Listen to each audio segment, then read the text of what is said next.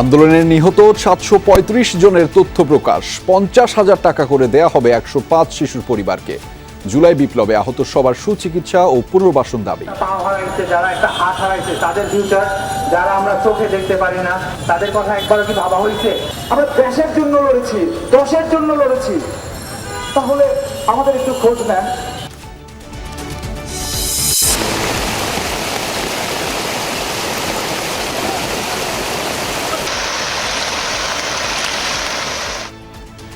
বৃষ্টি আর ঢলে ৩ জেলার প্লাবন পরিস্থিতির ভয়াল রূপ। ডুবেছে নতুন নতুন এলাকা।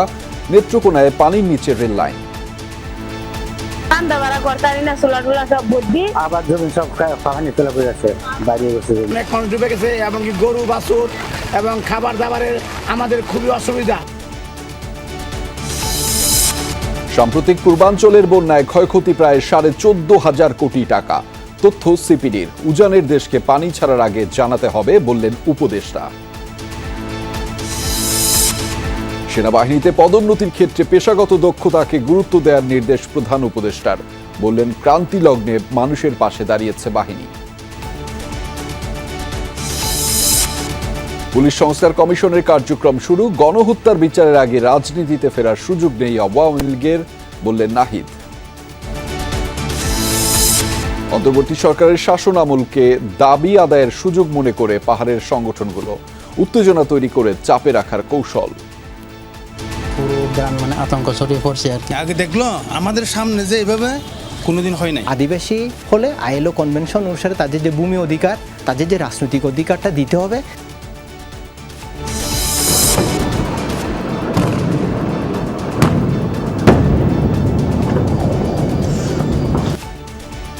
বৈরুতে এক রাতে ৩০ দফা বিমান হামলা ইসরায়েলের।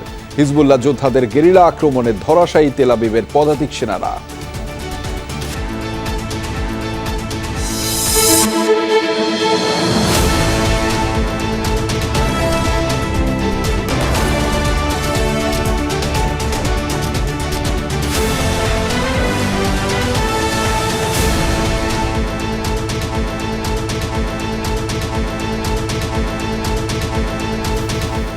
দর্শক, আমন্ত্রণ সন্ধ্যার বাংলাদেশের আয়োজনে আপনাদের সঙ্গে আছি আমি আহমেদ রেজা। এতক্ষণ শিরোনাম দেখছিলেন। ভয়াল রূপ নিয়েছে শেরপুর, ময়মনসিংহ আর নেত্রকোনার প্লাবন পরিস্থিতি। বৃষ্টির সাথে উজানের ঢল অব্যাহত থাকায় ডুবছে নতুন নতুন এলাকা। পানিবন্দী কয়েক লাখ মানুষ। ৩ দিনে দেশের সর্বোচ্চ বৃষ্টিপাতের রেকর্ড করা হয়েছে নেত্রকোনায়। ময়মনসিংহ ও পূর্ব ধলার জারিয়া রেলপথে পানি উঠে ব্যাহত হচ্ছে রেল চলাচল। এখন পর্যন্ত শেরপুরে ৬ জনের মৃত্যুর খবর নিশ্চিত করেছে প্রশাসন।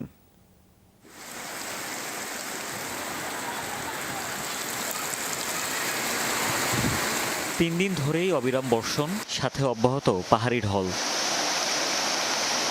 ফলাফল, দর্শা আর নেতাই নদীর পানিতে এভাবেই তলিয়েছে ময়মনসিংহের ১৫ ইউনিয়নের অন্তত ৮০টি গ্রাম। জলমগ্ন বাড়িঘর, রাস্তাঘাট, পানি ঢুকে পড়েছে সরকারি প্রতিষ্ঠান, হাসপাতালেও। দুর্ভোগে লাখো মানুষ। দুর্গত এলাকায় ত্রাণ সহায়তা নিয়ে ছুটছে বিভিন্ন রাজনৈতিক দল ও সামাজিক সংগঠন। তবে প্রয়োজনের তুলনায় তা অপ্রতুল।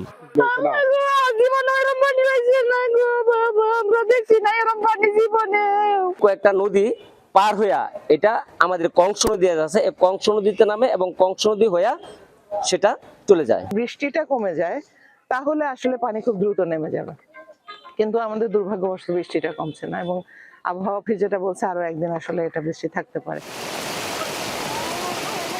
মহারশী নদীর ভাঙা বাঁধ দিয়ে ৩ দিন ধরেই পানি ঢুকছে শেরপুরের লোকালয়। স্রোতের তোড়ে বাঁধ সংস্কারের কোনো উপায় নেই। উজানের পানি বিভিন্ন নদ নদী হয়ে বইছে ভাটির দিকে। জলমগ্ন ৫ উপজেলার ১.৫ লাখের বেশি মানুষ।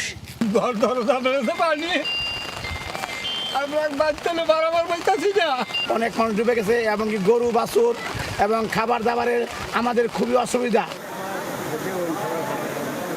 উজানের ঢলে পরিস্থিতির অবনতি হয়েছে নেত্রকোনায়। সোমেশ্বরী, কংস, ধনু, মগরা সহ সব নদ নদীর পানি বেড়েই চলেছে। ৩ দিনের হিসাবে দেশের ইতিহাসে সর্বোচ্চ বৃষ্টিপাত রেকর্ড হয়েছে নেত্রকোনায়। দুর্গাপুরের জারিয়া জাঞ্জাল স্টেশনে ৭৫৮ মিলিমিটার বৃষ্টি রেকর্ড হয়েছে। পানি উঠেছে ময়মনসিংহ ও পূর্ব ধলার জারিয়া রেলপথে, ব্যাহত ট্রেন চলাচল।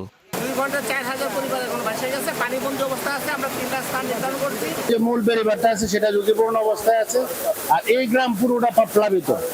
প্রতিটা ঘরে ঘরে পানি, সকাল থেকে কারো খাবার নাই। রেল লাইনটা অনেকটা পানির নিচে পড়ে গেছে, ঝুঁকিপূর্ণ এভাবে চলতেছে, যে কোনো সময় না অ্যাক্সিডেন্ট হতে পারে। পানির চাপে জামালপুর শহররক্ষা বাঁধে ভাঙন দেখা দিয়েছে। এতে ময়মনসিংহ জামালপুর মহাসড়কের কিছু অংশ, বাড়িঘর সহ গুরুত্বপূর্ণ অনেক স্থাপনা ঝুঁকিতে পড়েছে। হুমায়ুন রশিদ, যমুনা নিউজ।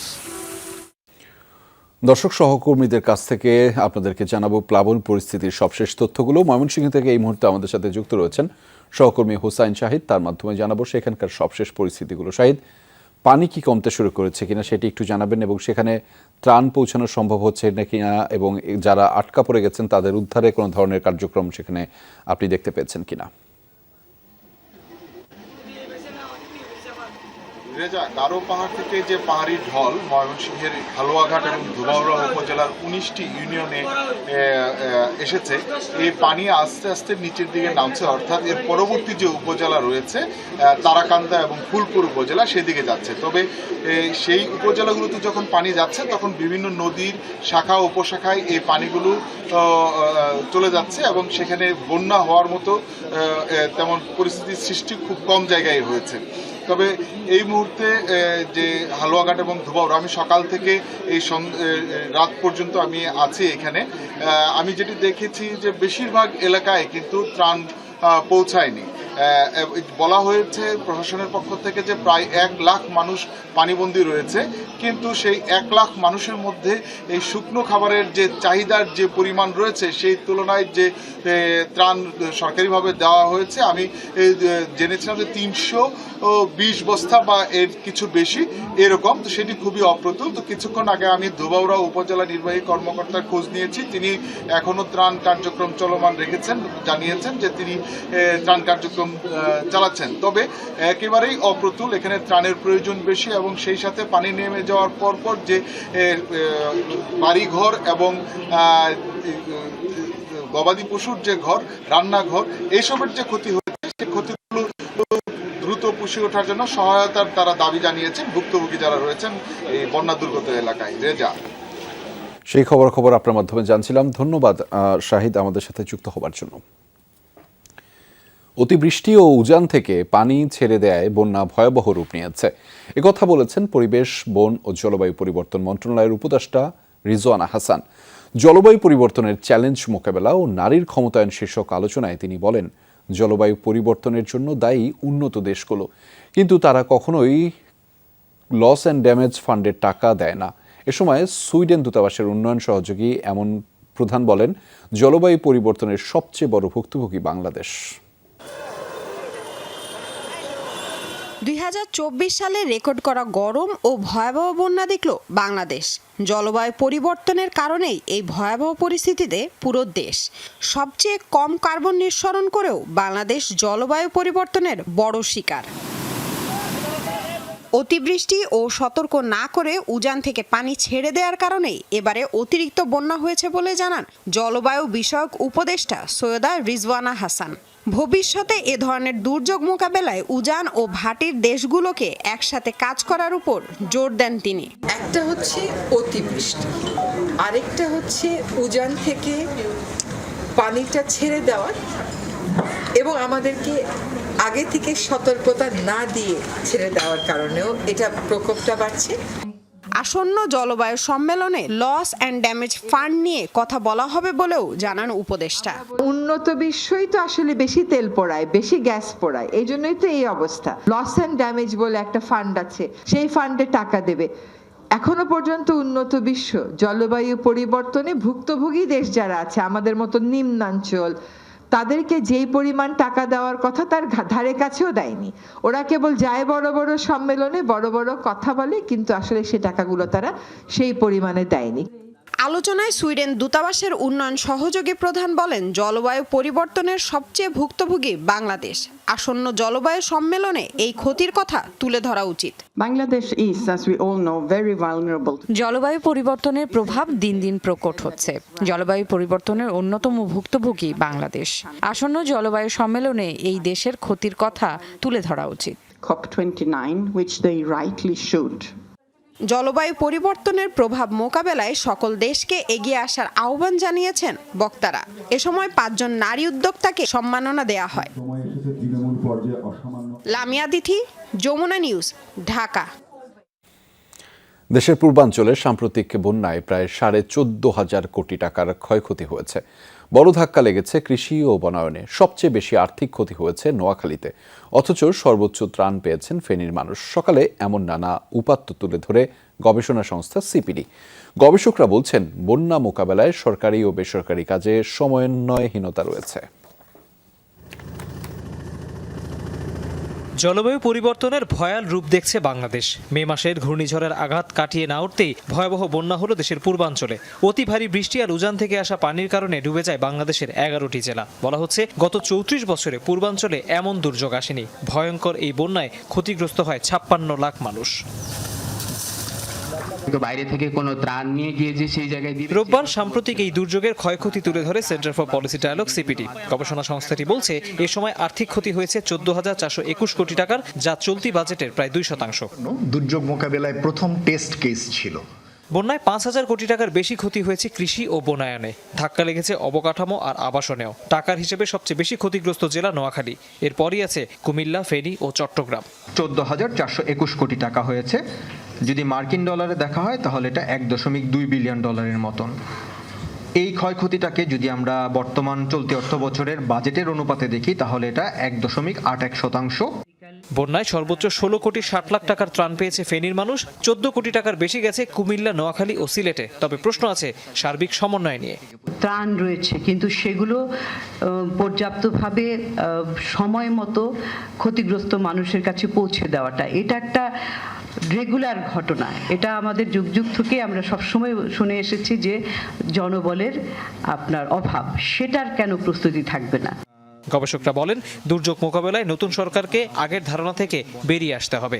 বন্যা চলে যাওয়ার পরে উপদ্রুত কৃষকদের জন্য বীজতলা করা, বীজের জন্য দেওয়া হয়, এই সবগুলো দেওয়া হয়। এগুলো আমরা বলে থাকি শর্ট টার্ম ক্রেডিট, যেটা দেওয়া হয়। কিন্তু আগামীতে ব্যক্তি খাতের এই সমস্যা চিহ্নিত করে এবং সমাধানের জন্য লং টার্ম ক্রেডিট সাপোর্ট লাগবে।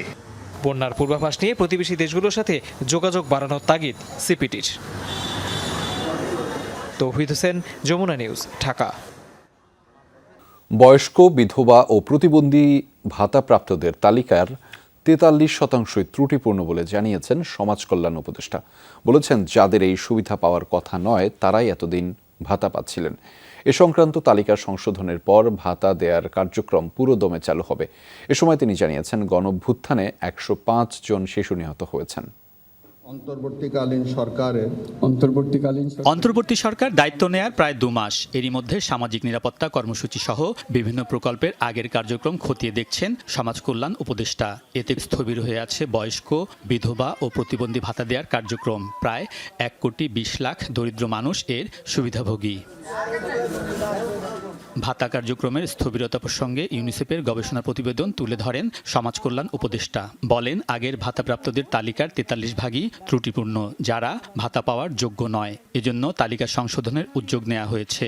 এখানে ত্রুটি আছে, সেই ত্রুটিগুলো আমাদেরকে নিয়ন্ত্রণের মধ্যে আনতে হবে। জলদি করে শুধু দিয়ে দিলে হবে না, আমি কেমন করে দিচ্ছি, কি সিস্টেমে দিচ্ছি, যাকে দেওয়া উচিত সে পাচ্ছে কিনা, এই 3টা প্রশ্নের জবাব আমার কাছে একেবারে পরিষ্কার হতে হবে। এবং সেখানে যদি অস্বচ্ছতা থাকে তাহলে আমি এটা দিতে পারবো না। তাহলে আমাকে এটাকে বলতেই হবে যে আমরা সময় নিয়ে করব। এটা অনুদান দেওয়ার সুযোগ হয়েছে এবং আমাকে ওটা রিলিজ করে দিতে হয়েছিল। আমি এটা তলিয়ে দেখার পর্যন্ত সময় পাইনি। স্বাস্থ্য মন্ত্রণালয়ের সবশেষ তথ্য অনুযায়ী বৈষম্য বিরোধী ছাত্র আন্দোলনে নিহত হয়েছেন 735 জন। এর মধ্যে শিশুর সংখ্যা 105। উপদেষ্টা জানান, নিহতদের পরিবার প্রতি আলাদাভাবে 50,000 টাকা দিচ্ছে সমাজ কল্যাণ মন্ত্রণালয়। 105 জনকে আমরা কালকে 50,000 করে টাকা দেব এবং শিশু দিবস উপলক্ষে 2 মন্ত্রণালয়ের প্রতি মাসের কার্যক্রম নিয়ে অনুষ্ঠিত এই ব্রিফিংয়ে জানানো হয়, নারী ও শিশু নির্যাতনের ঘটনা প্রতিদিনই মনিটর করা হবে। এর জন্য 64 জেলায় কুইক রেসপন্স টিম গঠন করা হচ্ছে। এছাড়া সব সরকারি বেসরকারি অফিসে ডে কেয়ার স্থাপনের উদ্যোগ নিতে যাচ্ছে মন্ত্রণালয়। ওই ইতিহাস। আলমগীর স্বপন, যমুনা নিউজ। জুলাই আন্দোলনে আহতদের চিকিৎসার দায় সরকার নিচ্ছে না বলে অভিযোগ করেছেন ভুক্তভোগী ও তাদের স্বজনরা। বলেছেন কেবল আশ্বাস নয়, বাস্তবায়ন চান তারা। বলেছেন সব কিছু করতে সময় লাগবে এটা ঠিক, কিন্তু আহতদের চিকিৎসা করতে সময় লাগবে এটা কোনো যৌক্তিকতা নয়। বিকেলে রাজু ভাস্কর্যের সামনে ক্ষোভ জানিয়েছেন তারা। ফ্রি ট্রিটমেন্টের নামে ৪৭,০০০ টাকার বিল ধরিয়ে দেওয়া হয়েছে বলে অভিযোগ করেছেন একজন। কারো খরচ হয়েছে ৩ লাখ টাকার বেশি। কারো অভিযোগ ভুল চিকিৎসায় পা কাটা হয়েছে, নিজ খরচে চিকিৎসা করতে হয়েছে বলেও জানিয়েছেন কেউ কেউ। অভিযোগ করেন সরকারের ২ জন ছাত্র থাকার পরও আহতদের খোঁজ নেওয়া হচ্ছে না। আক্ষেপ করে বলেন বিজয়ের পর অনেক আনন্দ উল্লাস হয়েছে, কিন্তু যারা আহত এবং তাদের পরিবার কি মানসিক, আর্থিক ও শারীরিক যন্ত্রণায় রয়েছে সেটা কেউই দেখছে না। বলেছেন হতাহতদের রক্তে ক্ষমতায় আসা সরকার আন্দোলনকারীদের কথা ভাবছে না। আমাদের ফিউচার তো বলতে গেলে শেষ। যারা একটা পা হারাইছে, যারা একটা হাত হারাইছে, তাদের ফিউচার, যারা আমরা চোখে দেখতে পারি না, তাদের কথা একবারও কি ভাবা হয়েছে? আমাদের সরকার, এই সরকার আমরা বাস্তবায়ন করেছি। যারা আমাদের পক্ষে কথা বলবে, আমাদের সাথে থাকবে, আমাদের খোঁজ খবর নিবে, এখন পর্যন্ত আমাদের কোনো খোঁজ খবর নিচ্ছে না। আমরা দেশের জন্য লড়েছি, দশের জন্য লড়েছি, তাহলে আমাদের একটু খোঁজ নেন, আমরা কেমন আছি, চলতে পারছি কিনা, বলতে পারছি কিনা, খেতে পারছি কিনা, কি অবস্থা আমাদের। অন্তর্বর্তীকালীন সরকার গঠনের প্রক্রিয়াকে ত্বরান্বিত করে দেশকে অস্থিতিশীল পরিস্থিতির হাত থেকে সেনাবাহিনী রক্ষা করেছে বলে জানিয়েছেন প্রধান উপদেষ্টা ডক্টর মোহাম্মদ ইউনূস। সকালে সেনা সদর নির্বাচনী পর্ষদ ২০২৪-এর উদ্বোধন পর্বে এসব কথা বলেছেন প্রধান উপদেষ্টা।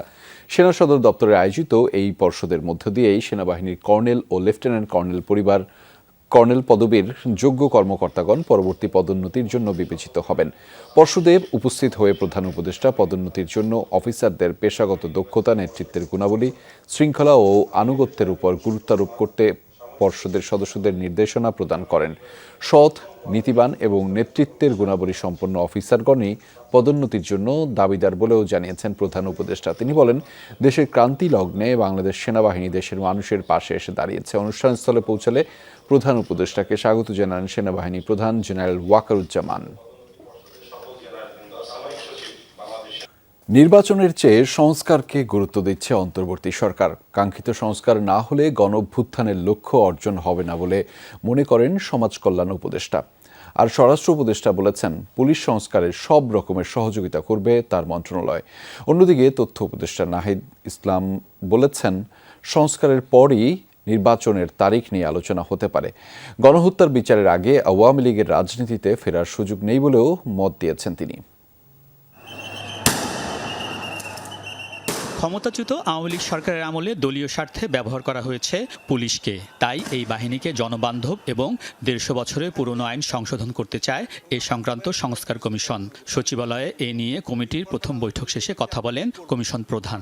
পুলিশ একটা, আমরা চাই যে এটা গণতান্ত্রিক দেশে পুলিশ একটা ভালো একটা বাহিনী কাজ করুক, বিভাগ কাজ করুক, জনসাধারণের যাতে সেবা দিতে হয়। মুখ্য উদ্দেশ্য হয় জনসাধারণকে সেবা দেওয়া। যে কোনো ধরনের সহায়তা চাই ওই সহায়তাই দিব। এখন এই ভাই যেটা চাবে ওইটা দিব। এখন কি সহায়তা চায় আমি তো জানি না এখনো। উনি যেটা চাবে তাইটা দিব। সংস্কার নিয়ে বাকি কমিশনগুলো প্রাথমিক কাজ শুরু করেছে। উপদেষ্টারা বলছেন, সংবিধান, নির্বাচনী ব্যবস্থা, দুদক ও পুলিশ সংস্কারের কাজকেই এখন গুরুত্ব দিচ্ছে সরকার। বিএনপি, জামায়াত সহ রাজনৈতিক দলগুলোর সাথে সংলাপেও বিষয়টি জানানো হয়েছে। নির্বাচন তো একটা অন্যতম লক্ষ্য আমাদের, তো সেটার জন্য একটা প্রেক্ষাপট তৈরি করতে হবে। সংস্কার হবে না, নির্বাচন হবে। সেই নির্বাচন নিতে পারবেন তো সংস্কার ছাড়া?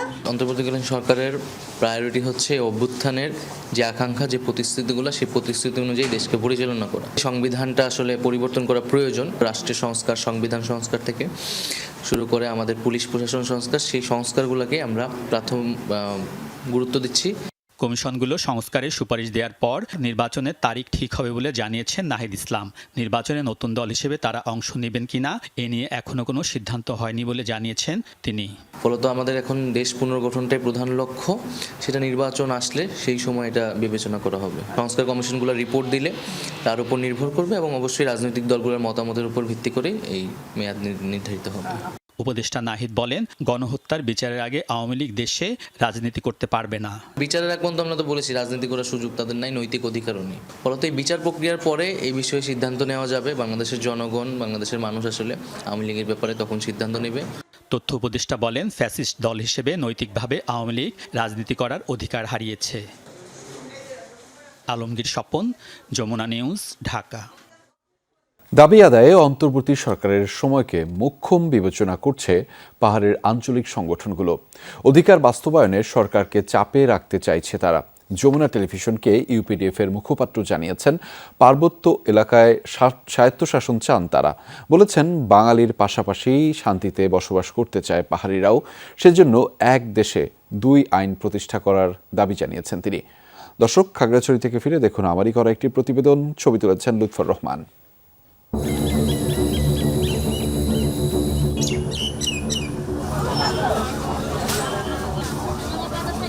খাগড়াছড়ি, বান্দরবান, রাঙামাটি ৩ জেলা নিয়ে পার্বত্য চট্টগ্রাম। ২০২২ সালের জনশুমারি অনুযায়ী এখানকার মোট জনসংখ্যা প্রায় 18.5 লক্ষ। এর মধ্যে অর্ধেকের বেশি বাঙালি, 9,22,000। বাকি 9,20,000 বিভিন্ন ক্ষুদ্র নৃগোষ্ঠীর।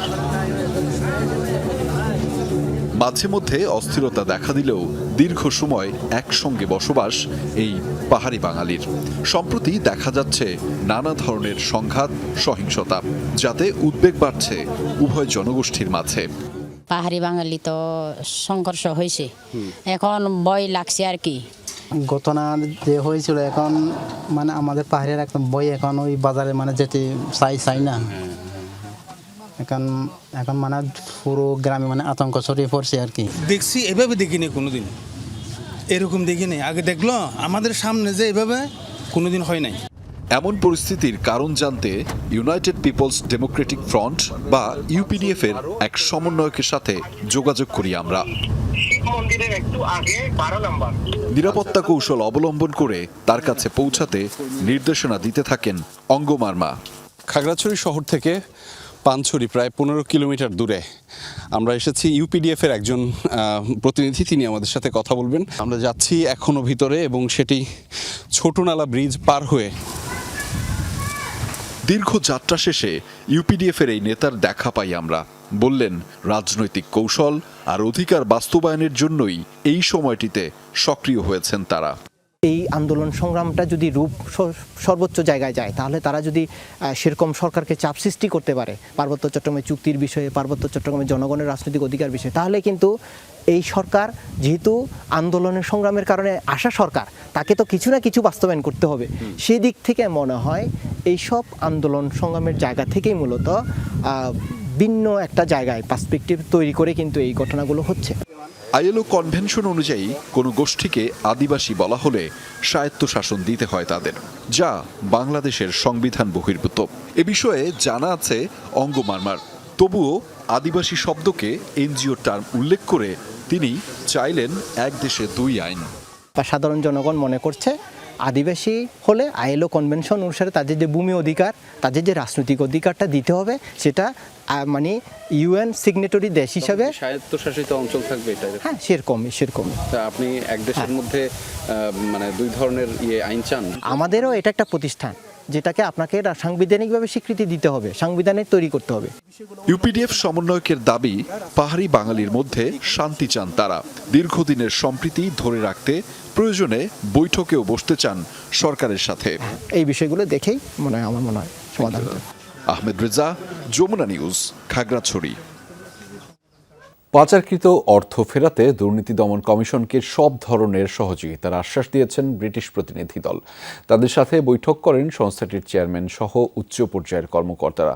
দুদক মহাপরিচালক জানিয়েছেন, দেশ থেকে পাচার হওয়া অর্থ ফেরাতে বিভিন্ন দেশ ও সংস্থার সহযোগিতার জন্য বৈঠক চলমান রয়েছে।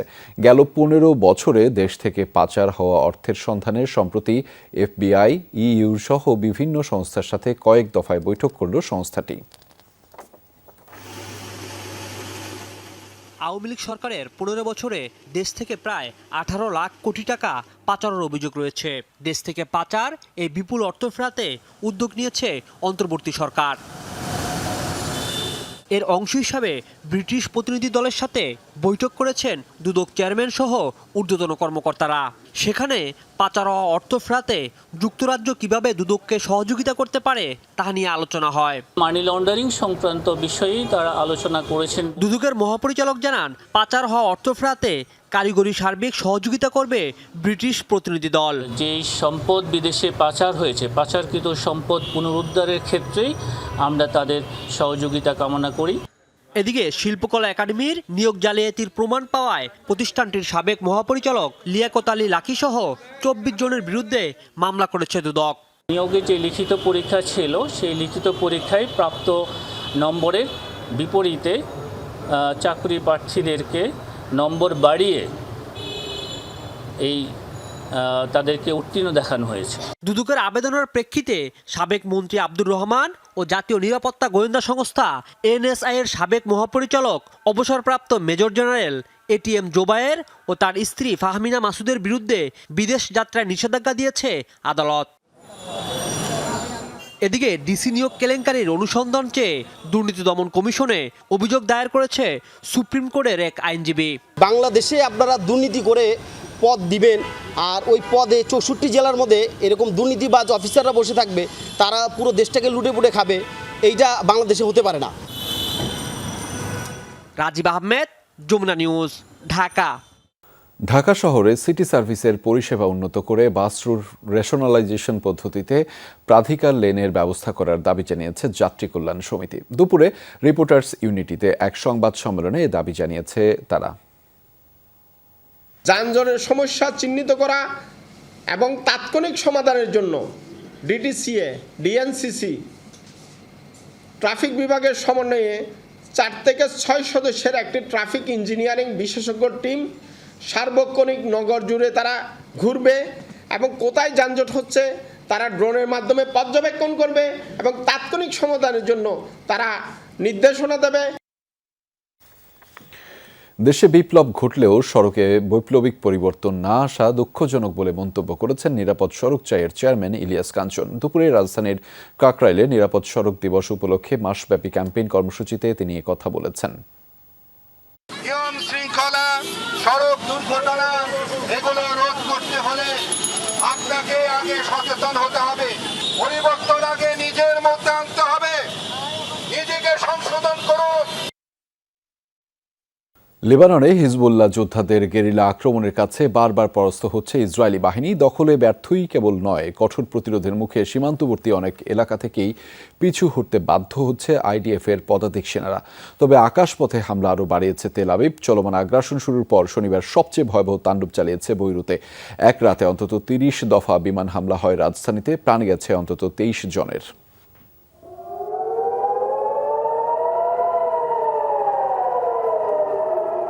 স্থল অভিযানে অংশ নেয়া ইসরায়েলি সেনাদের দাঁত ভাঙা জবাব দিচ্ছে হিজবুল্লাহ যোদ্ধারা। শত্রুপক্ষের ভূখণ্ড লক্ষ্য করে হামলাও অব্যাহত। সারফেস টু সারফেস মিসাইল সহ দফায় দফায় ছুড়েছে রকেট। ইসরায়েলের উত্তরাঞ্চলীয় কিরায়াত শমনা, মানারা, হাইফা, জিক্রন এবং ইয়াকোভে এসব রকেট প্রতিহতের দাবি তেল আবিবের। সীমান্তবর্তী এলাকাগুলো ইসরায়েলি স্থলবাহিনীর সাথেও দফায় দফায় সংঘর্ষে জড়িয়েছে হিজবুল্লাহ যোদ্ধারা। গেরিলা কায়দায় ইহুদি বাহিনীর উপর আক্রমণ চালাচ্ছে তারা। অনেক স্থানে পিছু হটতে বাধ্য হয় IDF সেনারা।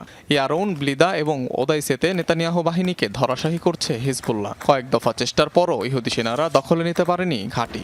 হিজবুল্লাহর পাল্টা জবাবে হতাহত বেশ কয়েকজন সেনা সদস্যকে নিয়ে সরে যায় ইহুদি সেনারা। এদিকে আগ্রাসন শুরুর পর সবচেয়ে ভয়াবহ রাত পার করেছে বৈরুতবাসী। তাহিয়ে সহ শুধুমাত্র রাজধানীর দক্ষিণাঞ্চলীয় এলাকাগুলোয় রাতভর কমপক্ষে 30 দফা বিমান হামলা চালায় তেল আবিব। বৈরুতের রফিক হারিরি বিমানবন্দরের কাছাকাছি ফেলা হয় শক্তিশালী বোমা। বিমান হামলা চলে পূর্ব লেবাননের বেকা উপত্যকায়, যাতে হুমকির মুখে পড়েছে ইউনেস্কোর তালিকাভুক্ত ঐতিহ্য। স্থানীয়দের অভিযোগ, একবারই খালি করার নির্দেশ দিয়ে হামলা চালানো হয় অন্য ভবনে। হামলার সতর্কতা ও বাসিন্দাদের সরে যাওয়ার নির্দেশনার পর দেয়া হয় না পর্যাপ্ত সময়। চলমান ইসরায়েলি আগ্রাসনের জেরে লেবাননে বেড়েই চলেছে বাস্তুচ্যুতদের সংখ্যা। এরই মধ্যে 10 লাখ ছাড়িয়েছে এ সংখ্যা। এই পরিস্থিতিতে লেবানন থেকে নিজ নাগরিকদের সরিয়ে নিচ্ছে বিভিন্ন দেশ। অনিক রহমান, যমুনা নিউজ। দর্শক, এই ছিল সন্ধ্যা বাংলাদেশে। আমাদের সাথে থাকার জন্য সবাইকে ধন্যবাদ।